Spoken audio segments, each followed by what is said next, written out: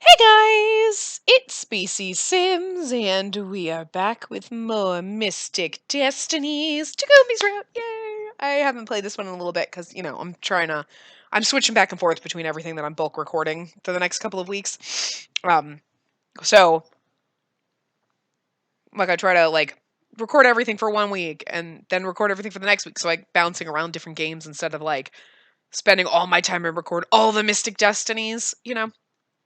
Because otherwise, certain games, like the Danganronpa one, I need a break every few episodes. It's like, okay, I need to take a break. like, or other games, I don't want to get bored. So it's like, even though this one I could just play the whole thing all the way through, it's like, no, I need to stop.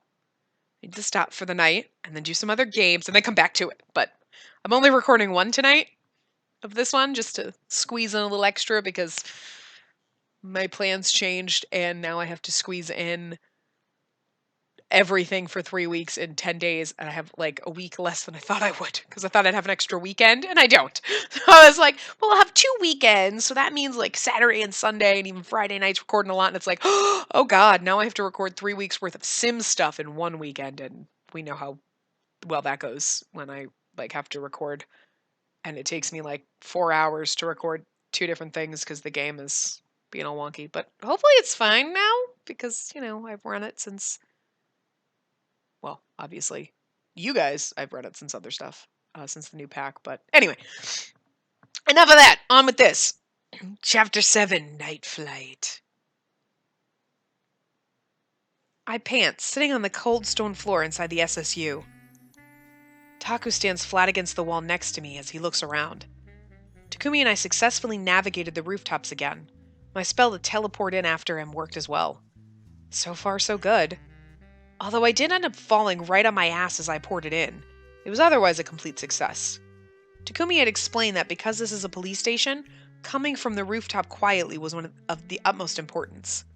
So I had to wait until he was already inside before porting to him. I take a deep breath to calm myself. It's almost too quiet in the hallway, although I can hear some faint whispers coming from somewhere. I finally look down the hall and immediately freeze when I see them. Along the walls, hidden away by the shadows, I see dark shapes in the distance. I don't know what I'm seeing, but I feel my blood run cold. Even all the way from here, I can hear them whispering. I can't stop myself from gasping. Do they see me? Although I can't make out what they're saying, I get the strangest feeling that they know I'm here. I scramble to stand up and flatten myself against the wall like Taku is. You can hear weird whispering underneath the music. It's kind of creepy. Takumi turns to me, worry shining in his eyes. What? What is it?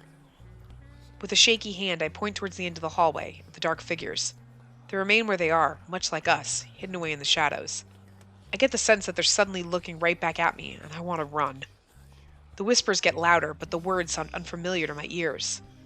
Taku looks to where I'm pointing with cautious eyes. I push away the feelings of dread and move closer to him, whispering frantically, Don't you see all those people? Taku narrows his eyes. What people? I squint at the shadowy, wavy figures, and then they seem to just disappear. What is going on here? Am I losing my mind? Or it's probably just me seeing things. Actually, breaking into a police station has me really on edge. My mind might be thinking I see things because I'm so paranoid about being caught. I glance up at Taku, who's still staring at me. I swallow the lump forming in my throat. Never mind, I just thought I saw something. Let's go. Taku stares at me for a moment before finally nodding and signaling for me to follow him. We walk down the dark hallway as quietly as possible. I take great care to step as gently as Taku has tried to teach me in a crash course earlier on the roof. But thankfully, no one seems to be here. When we finally reach the door that, Tsurumatsu had indicated in his hand-drawn map, but no one is there guarding it. Oh wait, we finally reached the door that Tsurumatsu had indicated in his hand-drawn map, but no one is there guarding it. Do you think they aren't here at night? Didn't he say 24/7? I whisper to Taku as we step outside the door. He did. Maybe the guard stepped away for a bathroom break? Or they're changing out guards. Or maybe your dad was misinformed. All of that's possible. Let's just go inside while we can. With Taku leading, we enter the room. Upon entering the room, Taku immediately looks at every nook and cranny before going over to where the actual files are kept. Watch the door, right? I nod and Taku begins working on the lock to a drawer in the filing cabinet, which seems to be a digital lock from what I can tell. He softly whistles as he begins tapping on the screen. In a whisper, we begin talking as he works. Fancy. There must be lots of good shit in here. I keep my eyes trained on the door. If there's anything else useful, we can take it, right? Maybe sell it or something? Wow, Inari, you've been hanging around me too long.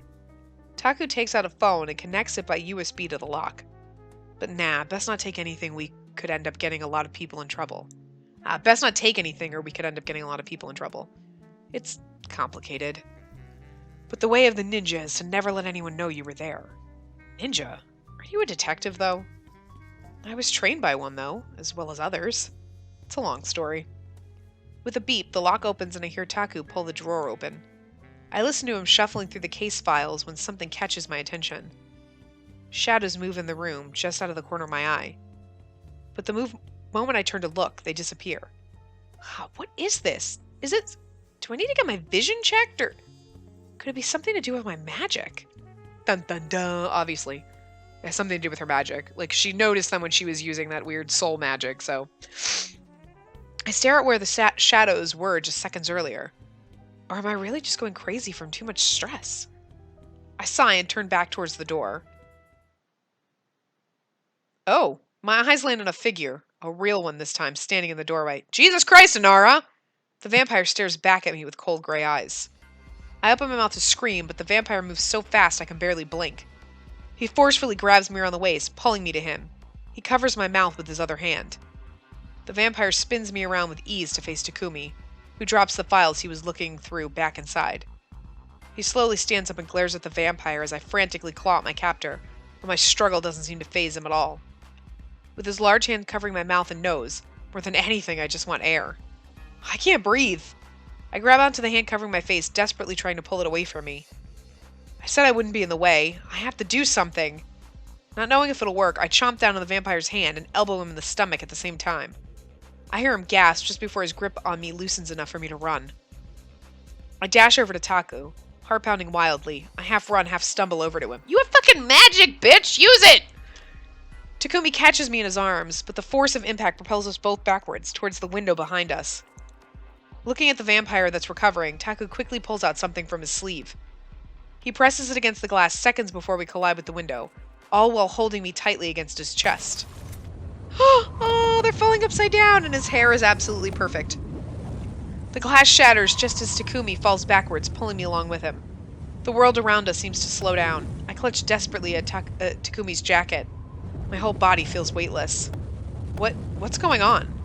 The whole world seems to be upside down. You just fell out a window, stupid. The shattered glass falls around us, shimmering in the air like stars in the night sky. Reality seems tenuous here. Plunging through the time and space like this. The wind in my face, the spinning scenery around us, it all quickly serves to push away the confusion. You're falling? That's right, we escaped. By falling out a window. Takumi lets go of whatever it was that he used to shatter the glass with. He tries to reach in his sleeve to grab something while still holding tightly onto me. I need to do something. It's obvious why we're about to be cast upon the ground below, shattered and broken. If I hadn't gotten distracted, if I'd been watching the door like I was supposed to, then we wouldn't be here now. We wouldn't have to die like this. We need to safely land. A spell comes to mind, one that I've been working on for a while, to land lightly, in case I ever fell. It was meant as a precaution since Takumi prefers to stick to rooftops. But it's a spell I haven't been successful in trying before. Why am I even worried? If it works, we live. If it doesn't, well, we're gonna hit the pavement soon enough anyway. I close my eyes and grip onto Takumi tighter. The howling wind in my ears is quiet. The howling winds in my ears quiet down as I focus inward. Stillness overtakes everything. I reach into myself, grasping at the shimmering green light within me. Warm, so very warm. It shifts with my presence, moving away and closer all the same. In one swift move, I grab onto it. Like a lightning strike, a sudden shock runs through my body, and I nearly let go without meaning to. Somehow I manage to hold on, ignoring the almost overpowering electric feeling threatening to overtake all my senses. I feel our descent begin to slow down, enough that we're almost floating in place.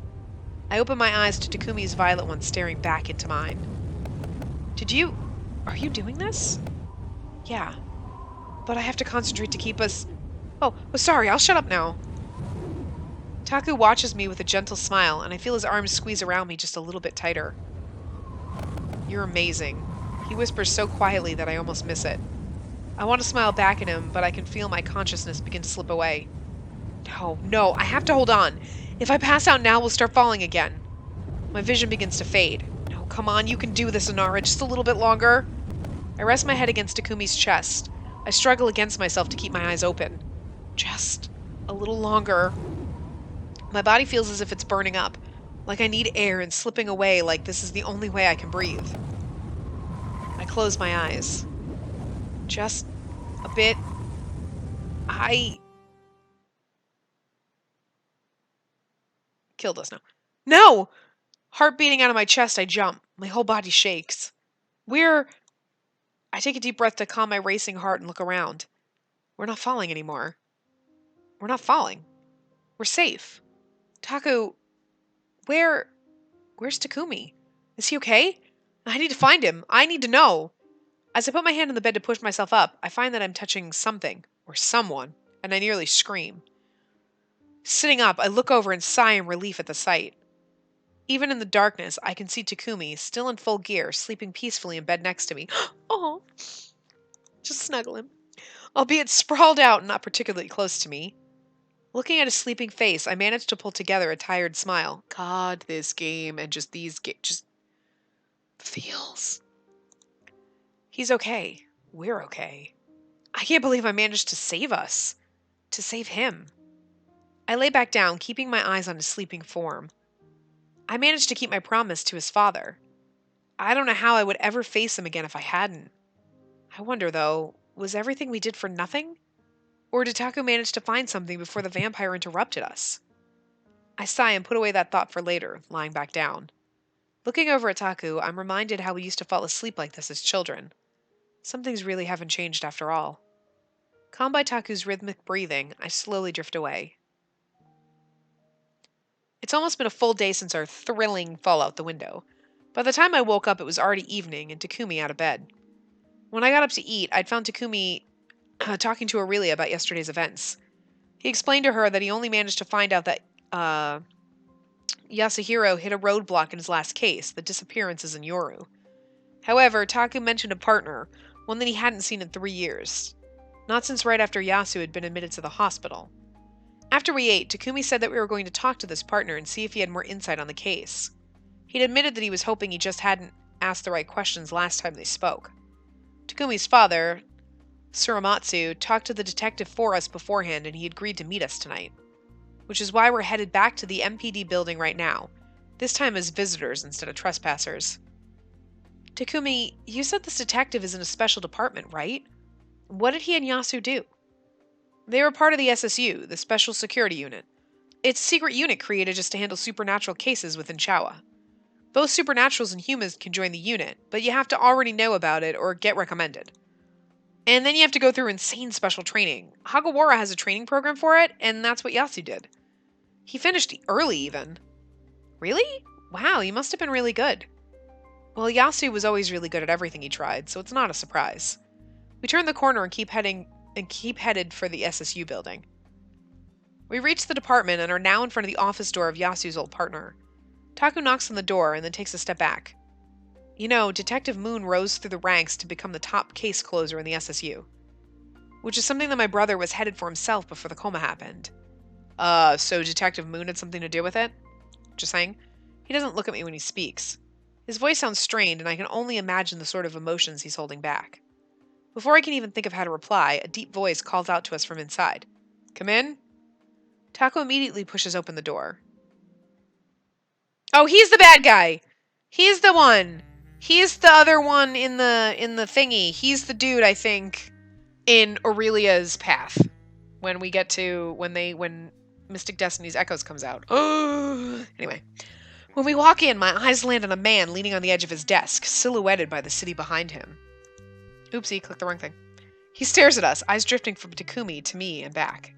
His gaze seems to pierce right through us. I can't help but immediately feel impressed with his poise and serious demeanor. He almost seems like a detective from a noir movie come to real life. Under his scrutinizing gaze, I began to feel a little like I want to go hide before he can draw out all my secrets out of me. I take a tiny step closer to Taku, who stands staring back at the detective with his hands in his pockets. It's like they're sizing each other up. Although only a few seconds have passed since we stepped foot in Detective Moon's office, it feels like an eternity before one of them finally speaks. Yasuhiro's brother, Takumi Arai. That's right. And you're Jinsol Moon, Yasu's old partner. As they quietly stare at each other, I hold back the urge to roll my eyes. What's with the stoic manliness and posturing between them? Seriously? I sigh and step out from behind Takumi. Hello, I'm Inara Sparkles the Unicorn, Takumi's friend. I was also a friend of Yasuhiro's. We were hoping you could tell us some things about him. Jinsol looks at me before his eyes dart back to Takumi. I could, depending on what you want to ask about. What should I ask?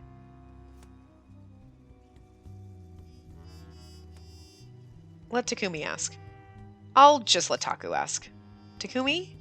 Takumi jumps in as if he'd just been waiting for the opportunity. I want to know everything about what you last worked on with Yasu. How this happened. Why you let it. Yasuhiro... Jinsol looks away for a moment. He doesn't say anything. He seems to come to a decision as he turns to look back to us. He was working on a case known as the Yoru disappearances. A string of potential murders of many criminals. Some of their family members here in Yasu and Yoru. No one was all that interested in the case. Why? They believed that everyone was better off if there was a serial criminal murderer. And what do you believe? I believe that even criminals deserve not to be killed in cold blood. That they deserve to have a right to a fair trial and justice as much as anyone else. And Yasu? Yasu was much the same. Besides that, he saw it as shirking his duty if he didn't look into it, and so did I. We were a good fit as partners in that way. Anyway, you want to know how that case ended, I assume. Well, I don't know the answer either. We were taken off the case, and I stopped pursuing it. I knew we had dug too deep and hit some kind of danger, but Yasu didn't want to stop. What happened? We had an argument. He said that he would pursue it. He would pursue it regardless of danger. That kind of corruption was all the reason we needed to push further. And did you not agree? Jinsol shakes his head slightly, crossing his arms. It's not that I didn't agree. It's that I wanted to slow down our progress somewhat. Look into some things first. Try to go about it as safely as possible. But your brother was always reckless. So we went ahead looking into the case anyway. I didn't try to stop him. Takumi's face hardens. I know I should have now. It was my responsibility to look out for him, as his partner and as the older, experienced one. But I failed the Arai's, and I'm forever sorry for that. Then instead of moping about it, just help us now. What was the last thing you heard about the case from Yasu? Well, I don't know if it was the last thing that happened in the case, or merely the last thing he felt I should know. I have a feeling he knew more than he was letting on. But he had hit some resistance, as expected. People weren't talking, weren't giving him the necessary files he needed to pursue the case. He said he was going to try and talk to the superintendent. Try and get him to keep some of the pressure off so he can investigate whatever lead he thought he had gotten. I'm not sure what happened after that. Yasu... Jinsol trails off and Takumi remains quiet, looking as if he's deep in thought. I take this as my chance to step up and ask about what seems to be the most obvious option. Couldn't we just talk to the superintendent then? We could, but... Let me guess, he won't talk to you. Jinsol nods, looking a bit pained, although I can only guess why. You're investigating what happened to Yasuhiro, right? So you must have a reason for coming to me now. What have you found out? Taku folds his arms and looks at Jinsol. You seem like a real by the rules sort. You always play good cop, right? So why don't you just sit back and let us handle it from here? I'm not bound by the same rules you are. Sure, I play by the rules, but I don't think I'd break them if it means justice will be dealt. Jinsol turns and pulls a hat off the hook. He puts it on. I love it. I love it. That's nice. I have a feeling his path is going to be fun when we get to Mystic Destinies Echoes, because The hat's a nice touch. I like it. I like him already just because of the hat. But also, like, if you think about it, who was the one in Shinji's? Oh, Cillian. Oh, see, I don't like Julius, who was in Show's Path. I don't like that guy. He seemed like a douche, and I have no interest in getting to know him, but we'll have to force ourselves through that path. Kitsunosuke was an interesting character. Definitely not for Nara, but he's an interesting character, so I'd be interested to see his path in the other one. Cillian, of course, because he was just so lovely. And just, he was conned by a bitch, and it's not his fault. And this guy seems kind of intriguing, so, like... But Julius is, like, complete douche. So, like, all the other guys, they were kind of like... Yeah, they're kind of like the antagonists, but they're not, like, really awful. You know what I mean? They're just... They have their own motivations that just don't work for us. Except for Julius, who tried to kill us. But anyway. If you're going to the superintendent right now, I'm coming with you. I owe Yasu at least this much. Taku and Jinsol stare at each other levelly until Taku finally turns and opens the door. I'll trust you, only because Yasu once did. With that, Taku leaves the room and I follow him along with Jinsol. We file out into the hallway with Jinsol and Taku leading. As I stare at the two side by side, I notice how broad Taku's shoulders have gotten, and how straight and tall he stands now, especially when compared to the dorky, skinny kid of the past. He and Jinsol walk in long strides with a confident gait, and I find myself standing a bit straighter in spite of myself. He isn't gonna just see you, you know. If he's even here at this time of night. True, but like I said, I don't play by anyone's rules but my own. Jinsol examines Takumi, but he doesn't say anything as we step into an elevator. The three of us step out into another hallway, and Jinsol leads us to a door at the far end of the hall. This is his office, but it seems like he's not there. Hey, what are you doing, R.I.? Takumi bends down and starts to fiddle with the lock. He's using some kind of tools he seems to have pulled out from nowhere. I briefly wonder if I should even bother asking about it when the door suddenly opens. Takumi stands up in surprise as a hooded stranger walks out. Another vampire. I didn't have to see the fangs to guess this one. Because the vampires all wear black. Who the hell are you? I could ask the same of you. Were you just in the superintendent's office? So what if I was? Had to talk to him. Sure, you guys can understand why he wouldn't want me around in daylight hours. I answer your questions. I'm curious. Who are you guys? Why should we answer? Unless you can get us in to see him right now. And why would you want to see him after hours like this? Unless you got something shady to talk about. There's only one reason I can think of that someone would come to see the superintendent at this time. You Okura? No cop I ever knew looked like you guys. What if I was? So you're one of us. Are you done speaking with the superintendent then? Yeah, I could be. Hey, now that I think of it, did you say R.I.? That sounds a bit familiar. Taku and Jinsol stiffly watch the vampire without a word. The vampire looks at me and then grins at Taku. You wouldn't happen to be against the Akuras, would you? Takumi and I can't hide the surprise from our faces, while Jinsol manages to maintain a neutral expression at the vampire's comment. Yeah, I can see it on your face. No need to worry. The vampire leans in to whisper, So am I. Taku quickly recovers himself. Were you in the crew that took down my brother the other day? I was the vampire. I was reading that and I was thinking it was Takumi, and then I was like, what other day? And then, okay. Yeah, I figured because of the girl there, and they mentioned unusual eyes on the guy. Knew it had to be you. Only Akuras come to see the old man this late, and you don't look like Akuras. Akuras, yeah. We watched the vampire, no one daring to speak first. Now, there's no need to panic. My brother offered you a deal, right? If you decide to work with us, I won't squeal on you now that I've seen your face.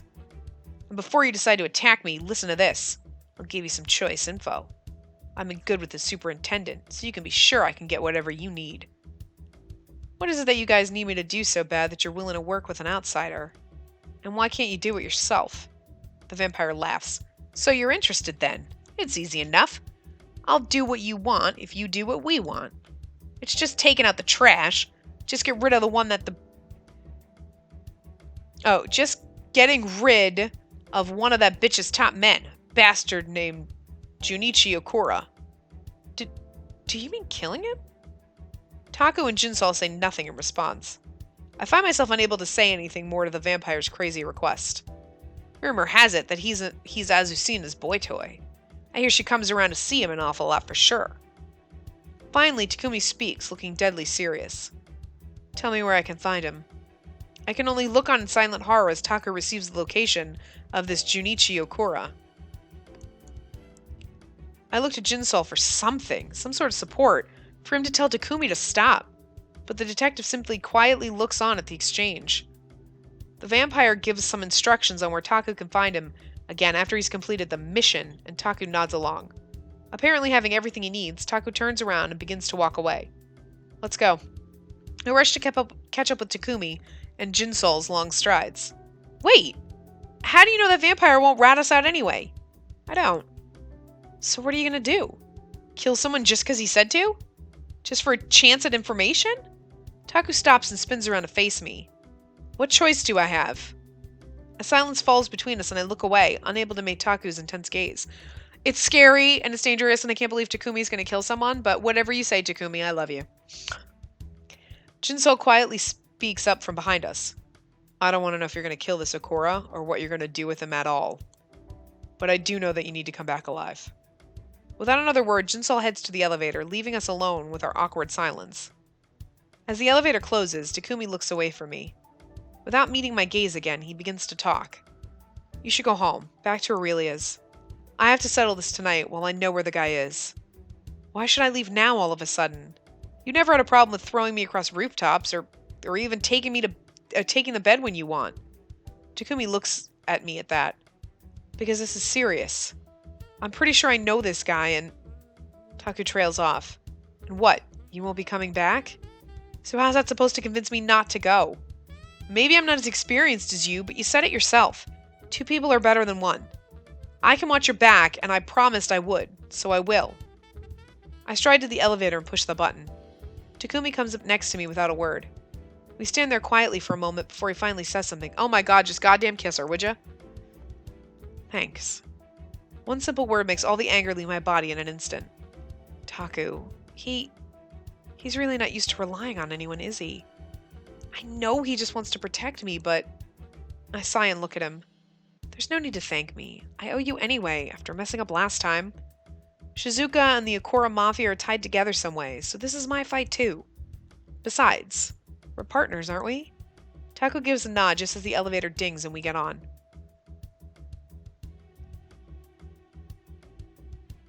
All of the shady places I expected we'd go, I did not expect this one. I don't even know if you could really call it shady. After grabbing our gear, we made our way to this beautiful and classy upscale piano bar somewhere in Chawa. Because it's past midnight now, the few people that are here are hushed and scattered far from each other at different tables. There's a cute young girl playing the piano, and the whole vibe of the place puts me at ease. It's Haruna. Don't let your guard down just because it's a nice place. I nod. I know, but it's hard not to. It's so nice and chill here. Taku sits at the bar and I follow. When the bartender comes up to ask our orders, he declines a drink. Right, he technically still is underage. Well, it's not like this place exactly checked our IDs anyway. We order 2 waters and Takumi begins to look around out of the corner of his eye, scanning the room slowly. I should probably keep an eye out too. Or maybe not. This is important. What if I just mess it up and get us spotted? I sigh and take a sip of my water. Found Mr. Junichi Okura? Takumi whispers before getting up. I quickly put down my drink and follow Taku to the dimly lit table. Oh, maybe he's the guy. He might be the guy. I don't know, it's some guy with dark... It's probably him, because he's a bad guy. So he's the one in Aurelia's path. Not Jinsoul. But I like Jinsoul. Maybe he... I knew about Jinsoul when he popped up. I was like, oh, so I don't know. I think it might be him, actually, because he's the bad guy. Because I'm like, Jinsoul's not supposed to be a bad guy. Maybe it is this guy. Maybe it's both of them. I don't know. Anyway, there's a man in a red hoodie sitting at the table, looking at a place here. He sits by himself, drinking a glass of something I can't quite tell. He looks up at us as we get close enough to his table. He cocks his head to the side upon seeing Takumi. He looks pensive for a moment, as if trying to remember where he might know Taku from. His lips quickly twist into a smirk as his eyes look back onto Taku. So you found me. Took you long enough? I admit, I kinda had hope that you would have given up and gone back to your life. Takumi stands there without a word, clenching his fists as he shakes with barely restrained emotion. I have to wonder what went on between these two for Taku to lose his cool so fast like this. He glares down at the man. I don't know how you found me, but I'm feeling pretty good today, so I'm willing to let you go if you leave now. I can't do that, Takumi says between clenched teeth. His voice is low and strained. Oh? And what is it that you think you can do then? Takumi suddenly flicks his wrist and a knife shoots down from under his jacket sleeve. In an instant, he thrusts it at June, who hops out of his chair, knocking it over before Taku has a chance to do more. What the hell? Fuck, fuck, fuck, no! Everything unfolds before me so fast that I don't know what to do. The people around us start screaming and backing away. I can see them running out of the room. I stand rooted on the spot, half wishing I could just grab Takumi and do the same. Takumi runs to the side, throwing shuriken at June, who easily manages to dodge all of them while looking like he's actually enjoying himself. By now we're the only ones left in the room. Takumi throws the last of his shuriken, so fast that it doesn't look like June will have any time to move. I see it happen in slow motion. The blades fly at June. They glint dangerously under the lights as they spin closer and closer toward their target. One of them flies right towards June's eye, but he doesn't seem worried. At the very last moment, he smirks. His whole body melts away into the shadows in an instant, and the shuriken hit the wall behind where he stood just seconds ago. I stare at the spot where he stood. What? How? An amused laugh rings out through the empty piano bar. You really do have to try better than that. June's voice calls out from somewhere, everywhere. Takumi spins around, his eyes scan the room looking for any sign of the vampire. I can feel those steel gray eyes watching us from the shadows. A shiver runs down my spine. This one, he's dangerous. We shouldn't be here.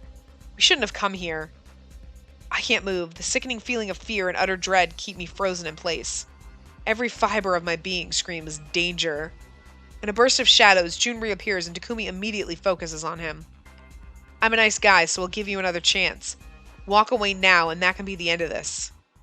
Takumi pulls out one of his daggers and makes a beeline for June. Ooh. June meets him dead on, grabbing his hand with a smile as Takumi struggles to stab him. Is this guy seriously enjoying this? Tell me, what was my brother's connection to the Ikoras? Takumi is glaring daggers at Junichi. I'm literally holding one too. His whole body shakes, straining against June's strength, while June doesn't seem to be having any trouble at all. I'm stuck by how pointless it all looks. Like a child struggling to fight a giant, Takumi's efforts seem to do absolutely nothing. So that's what you're after. He chuckles and tightens his hold on Takumi, making him wince. Don't you dare mock me. I'll kill you! I gasp at the rage and frustration in Takumi's voice, but June doesn't seem to be impressed. Why so serious? You should just give up while you still can. June pushes Takumi away, and he stumbles backward, but catches himself, dagger still out and at the ready. Takumi bends down then so that I can't see his face, putting his hands on his knees. Suddenly his whole body is shaking, and at first I think he's actually crying, but I can hear him laughing. A dark laughter unlike I've ever heard from him before. Just how is it that you can stand being Azucena's pet like that? The temperature in the room seems to drop, and June's whole demeanor shifts. Before either one of us can so much as blink, June grabs onto Taku's throat and lifts him up in the air. The dagger falls out of Taku's hands as he gasps for air while desperately clawing at June's hand. June only tightens his grip. Takumi! Frantically, I try to think of something, anything that I can do. But what can I do against strength like this? Thank Ganara, you have fucking magic! God, she's really dumb. Such a cocky little kid. I could crush your throat right now and there's nothing you could do about it. You think you know so much? Got it all figured out, don't you? June effortlessly throws Takumi across the room. Taku hits the glass on the other side of the room with a sickening thud and crumples to the floor. Takumi! I run to his side and kneel next to him, horrified at the sudden blood I see begin to flow down his face. I look up to see June stroll up to us, hands in his pocket. He seethes from barely restrained anger. He looks down upon Taku with a bleak, distant look. It's unlike anything he's shown us so far, not even when Taku was actively trying to kill him. It's frightening. Takumi somehow manages to look up, blood dripping from his mouth. Just tell me. His words come out strained through heavy breathing. June snorts. Persistent one, aren't you? All right, I'll tell you something. Whoever told you I was here, he was playing you. I think I know exactly who it is. If he came to you with some shitty sob story, I want you to know that that bastard has hated me for years. He's one of the many fools that thinks he's in love with that hag. And he probably thought he'd be getting rid of 2 thorns in her side, and his if he told you to come after me. He's just pissed that all he'll ever be is that superintendent's bitch instead of directly under that Miss Pain in the ass.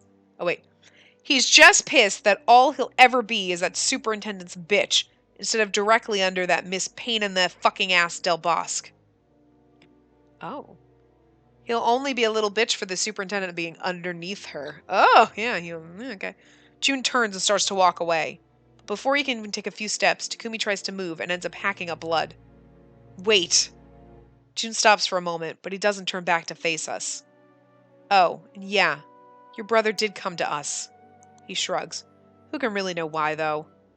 June walks away from us, and in a burst of shadows, he disappears.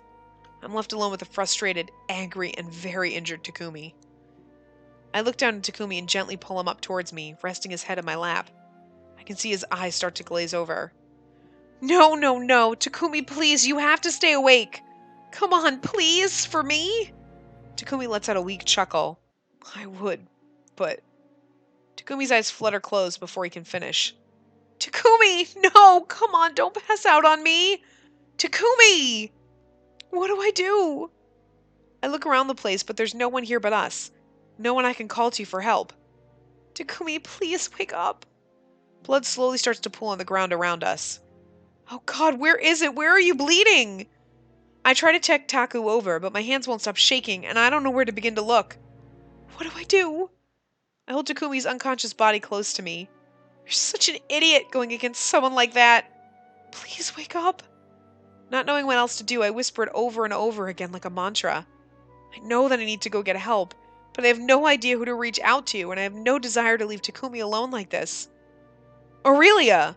I need to get him to her. She can help. She'll help. But how? I close my eyes and concentrate on Aurelia. I can almost feel her energy as if she was right next to me. Something grabs at me, at my shoulder. My eyes snap open at the feeling. A cold shiver shoots through me and I look around. What? What was that? I can't see anything or anyone around. This definitely has to do with her soul magic. Only a whisper and shadows just out of the corner of my eye. But like every other time, the moment I try to look, they're gone. Only this time, the whispers don't fade away. Was mir die Null. A strange voice whispers something right in my ear. Something I can understand. I can feel the frigid breath of someone on my skin. Oh my god. It actually, it actually whispered the word. That was so creepy. Was mir die Null. The words don't sound familiar to me, and yet I feel like I can almost understand the words. At least, enough to know that I don't want to understand. I close my eyes again and tighten my hold on Takumi. As I focus on Aurelia again, I hear it.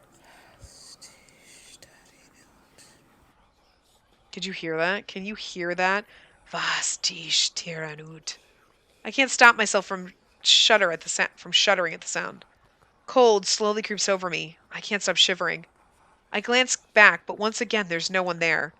I look down at Takumi's unconscious form and take a deep breath. I can do this. I need to do this. Ignoring everything else around me, I close my eyes and focus my all onto Aurelia. I can sense her, so close yet so far away. Hold on, Takumi. I reach for her as I hold on to Takumi and pull us forward to her. Evanescent souls. Woo! Anyway. Wow, this was a long part, but I love it. Okay, so anyway, I'm going to wrap this part up here. I will see you guys next time. Remember to give the video a big thumbs up and subscribe to see more.